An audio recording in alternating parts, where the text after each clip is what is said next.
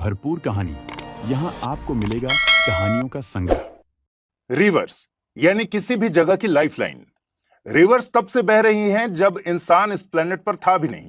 इन बहती हुई रिवर्स ने अपने पालने में कई सिविलाइजेशंस को पाला है और तटस्थ भाव से बहते हुए हिस्ट्री को बदलते देखा है। दोस्तों, यूं तो भारत में कई रिवर्स हैं, लेकिन कुछ रिवर्स ऐसी हैं जिनका रिलीजियस इंपॉर्टेंस दूसरी रिवर्स से कहीं ज्यादा है, जैसे गंगा, शिप्रा या फिर गोदावरी। पौराणिक मान्यता यह है कि खास समय में, खास जगह में इन रिवर्स में सिर्फ डुबकी भर लगा लेने से इंसान के सिर्फ इस जन्म के नहीं बल्कि सभी जन्मों के पाप धुल जाते हैं और इंसान को मोक्ष मिल जाता है। मोक्ष यानी जीवन मरण के जंजाल से आजादी। इंसान की लाइफ का सबसे बड़ा गोल मोक्ष को पाना ही है और इसीलिए खास टाइम में लोग कुछ खास रिवर्स के किनारे एक खास शहर में इकट्ठा होते हैं और यह दुर्लभ संयोग एक ऐसी घटना को जन्म देता है जो सिर्फ भारत ही नहीं, एशिया ही नहीं बल्कि पूरी दुनिया में लोगों को हिप्नोटाइज कर देता है। और यह है कुंभ मेला, आस्था का महासागर कुंभ मेला, जहां पूरी दुनिया का सबसे बड़ा रिलीजियस क्राउड इकट्ठा होता है।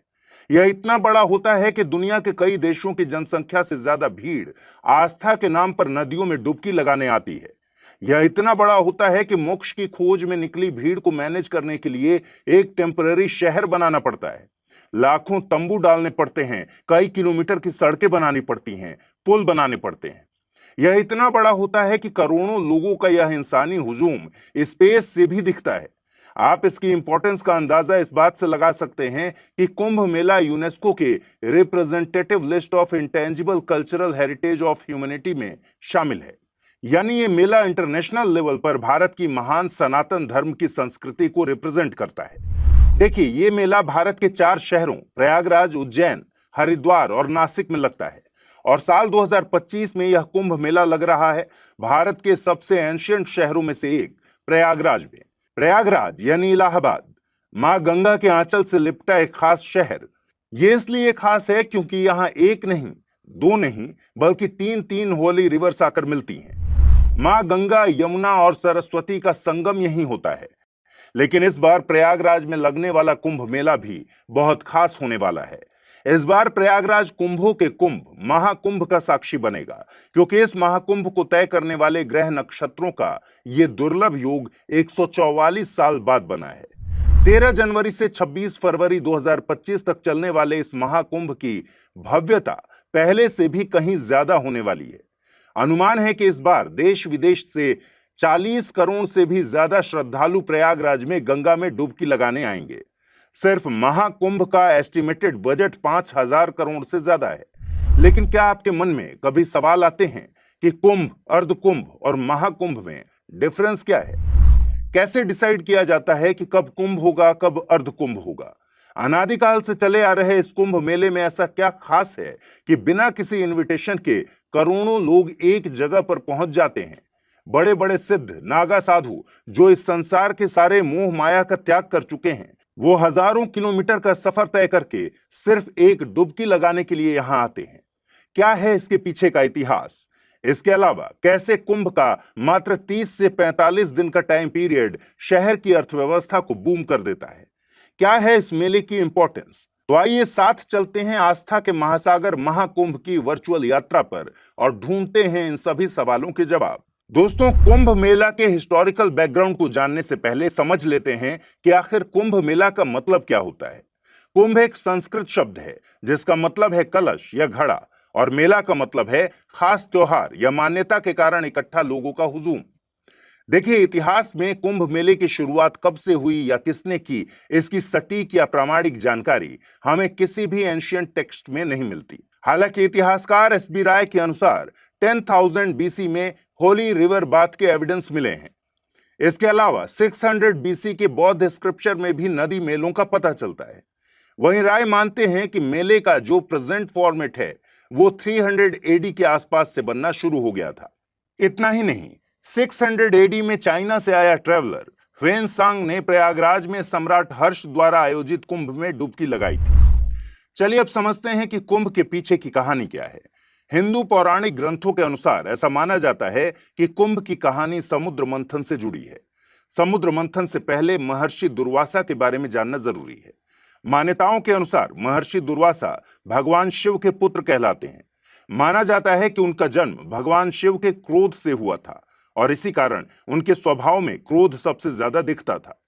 दुर्वासा ऋषि को छोटी छोटी बातों पर क्रोध आ जाता था और वो श्राप दे देते थे। ऐसे ही एक बार महर्षि दुर्वासा ने देवताओं को श्राप दे दिया। श्राप के कारण इंद्र और दूसरे देवता कमजोर पड़ गए। इस कमजोरी का फायदा उठाकर राक्षसों ने देवताओं पर आक्रमण कर उनसे उनका स्वर्गलोक छीन लिया।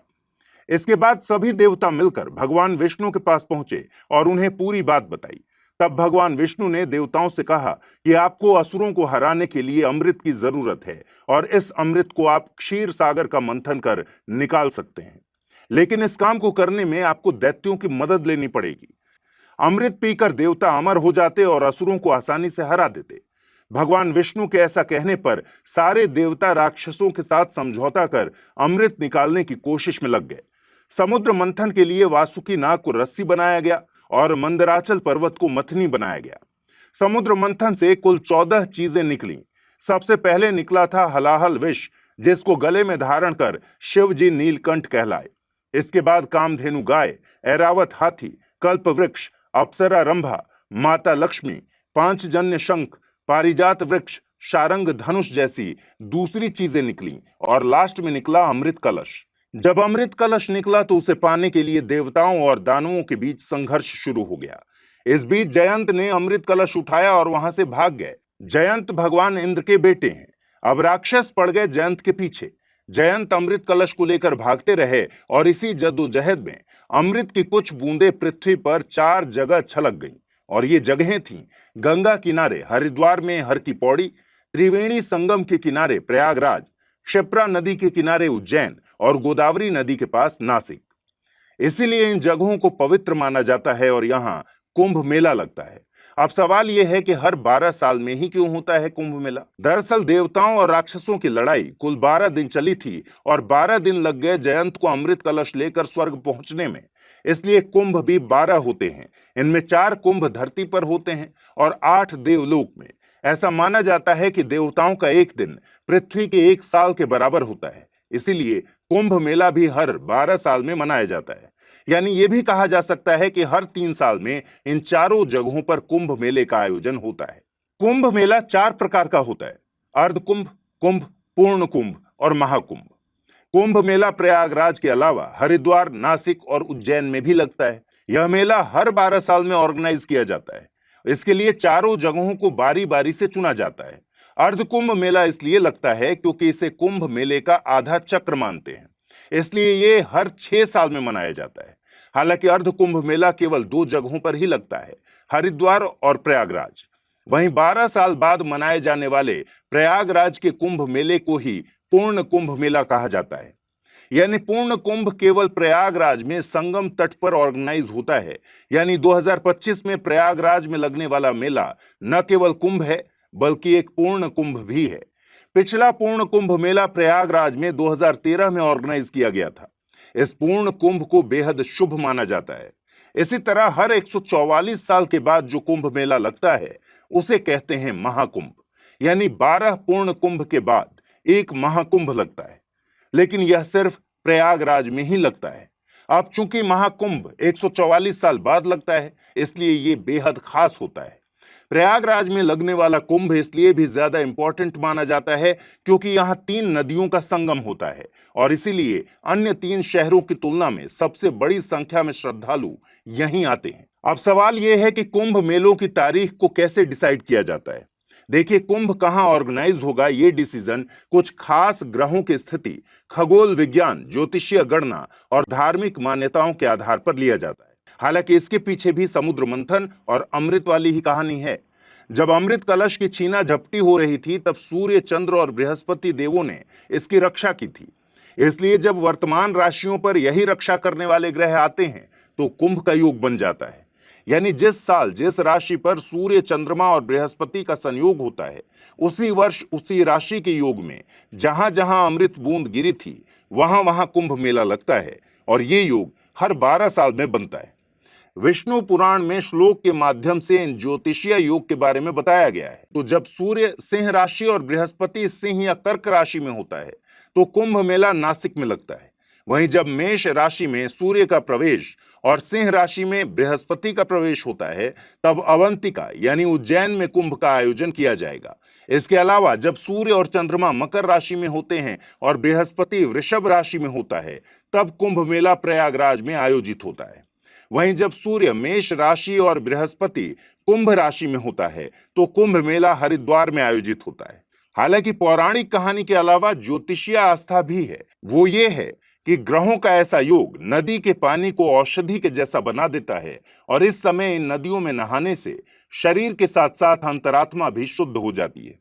इसके अलावा कुंभ का आध्यात्मिक महत्व भी है।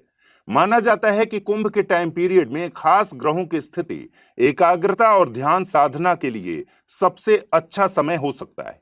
दोस्तों, कुंभ मेला की शुरुआत एक शाही स्नान से होती है। इसमें विभिन्न संप्रदायों और 13 अखाड़ों के स्पिरिचुअल लीडर्स यानी नागा साधु, सिद्धि प्राप्त गुरु नदी में नहाकर मेले की शुरुआत करते हैं, जिसे शाही स्नान कहा जाता है। इन स्पिरिचुअल लीडर्स के नहाने के बाद ही दूसरे भक्त नदी में पवित्र डुबकी लगाते हैं। दोस्तों, अब आइए जानते हैं भारतीय संस्कृति में कुंभ मेले का महत्व क्या है। महाकुंभ मेला आस्था, संस्कृति और प्राचीन परंपरा को एक साथ जोड़ने वाली एक अद्भुत घटना है। इसको सिर्फ धर्म के चश्मे से नहीं देखा जाना चाहिए। कुंभ में सिर्फ भारत के ही नहीं बल्कि विदेशों से भी लाखों लोग डुबकी लगाने आते हैं। कुंभ में भेदभाव नहीं होता, चाहे कोई भी व्यक्ति हो, किसी भी जाति का हो, धर्म का हो या किसी भी वर्ग से हो। इस मेले में एक ही मकसद से आता है और वो है मोक्ष।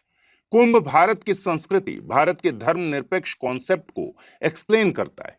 ये बताता है कि कैसे यहाँ आने वाला हर व्यक्ति सिर्फ एक श्रद्धालु है और कुछ नहीं। हालांकि कुंभ मेला नदी में सिर्फ डुबकी लगाने तक सीमित नहीं है। यहाँ धार्मिक चर्चाएं होती हैं, साथ में लोग भक्ति करते हैं, साथ में खाना खाते हैं। यहाँ आस्था और ज्ञान का आदान प्रदान भी होता है। यहाँ साधु और सन्यासी दुनिया को अपनी अपनी परंपराएं दिखाते हैं। कुंभ सही मायनों में दिखाता है कि भारत प्राउडली मल्टी रिलीजियस और मल्टी कल्चरल देश है। यही बात इसे इंटरनेशनल लेवल पर खास बनाती है। इसी वजह से कुंभ मेले को इंडिया का कल्चरल एम्बेसडर भी कहा जाता है और यह भारत की कल्चरल डिप्लोमेसी का भी एक हिस्सा बन गया है। कुंभ में लाखों की संख्या में विदेशी श्रद्धालु आते हैं। ये बहुत करीब से भारतीय संस्कृति, धर्म और परंपराओं को देखते हैं, महसूस करते हैं। इसलिए कहा जाता है कि कुंभ भारत को एक सॉफ्ट पावर के रूप में एस्टैब्लिश करता है। कुंभ देश को इंटरनेशनल लेवल पर एक कल्चरल और रिलीजियस सुपर पावर बनाता है। चलिए अब जानते हैं कि इस बार महाकुंभ में क्या खास है और कैसे ये उत्तर प्रदेश की इकोनॉमी को बूस्ट दे सकता है। दोस्तों, प्रयागराज में 13 जनवरी 2025 से शुरू होने वाले महाकुंभ मेले की इंपॉर्टेंस केवल कल्चरल और रिलीजियस बाउंड्रीज तक ही सीमित नहीं है, बल्कि ये कुंभ इकोनॉमी के लिहाज से भी बहुत खास है। ये महाकुंभ उत्तर प्रदेश सरकार के लिए रिलीजियस टूरिज्म को बूस्ट करने की एक गोल्डन अपॉर्चुनिटी है, क्योंकि एस्टिमेट लगाया गया है कि इस बार करीब 40 से 45 करोड़ तीर्थयात्री यहां आ सकते हैं। इसलिए इस बार कुंभ के लिए लगभग 4000 हेक्टेयर में टेम्परेरी शहर बनाया जा रहा है। यहां तक कि इसको टेम्परेरी डिस्ट्रिक्ट का दर्जा दिया गया है। आपको जानकर हैरानी हो सकती है कि साल 1882 में महाकुंभ पर केवल 20,288 रुपए खर्च किए गए थे, जो आज के हिसाब से करीब 3 करोड़ 65 लाख रुपए होते हैं। इससे 49,840 रुपए का रेवेन्यू कलेक्ट हुआ था, जिसमें 29,612 रुपए का नेट प्रॉफिट हुआ था।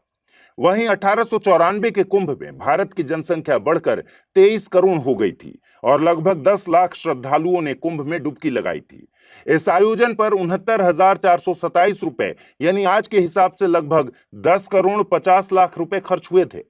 अब बात करते हैं पिछले कुंभ के बारे में। 2013 में कुंभ के लिए 1214 करोड़ रुपए का बजट दिया गया था। हालांकि मेले पर कुल खर्च 1017 करोड़ ही हुआ था। 2025 के महाकुंभ का बजट 2013 से 4043 करोड़ रुपए ज्यादा है। यानी इस बार महाकुंभ का बजट 5060 करोड़ रुपए है, जिसमें से केंद्र सरकार ने 2100 करोड़ रुपए दिए हैं। क्या आप भी कुंभ मेला में जाने का प्लान कर रहे हैं?